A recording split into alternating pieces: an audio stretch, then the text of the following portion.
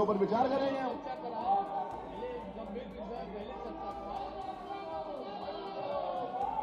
नहीं, आपने बात करनी है तो करिए, नहीं तो पढ़ा जाए। मेरे पास बहुत अच्छा तरीका 12-20 तक का। चलिए चलो प्लीज चलिए कमाल भाई, चलो प्लीज चलिए चलिए, हो गया चलिए। हैं, गंभीर विषय चर्चा कराएंगे ना?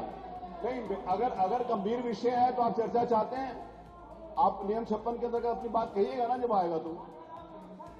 वह व्यवस्था यह है कि जिस समय नियम 56 आपका स्वीकार किया है, नियम 56 आएगा तो आपकी बात सुनेंगे। चलिए, नहीं मैं पहले कैसे कह सकता हूं किसी बात की चर्चा? विषय आया नहीं ना, ना, ना, ना आपने विषय रखा है, ना सरकार ने जवाब दिया है।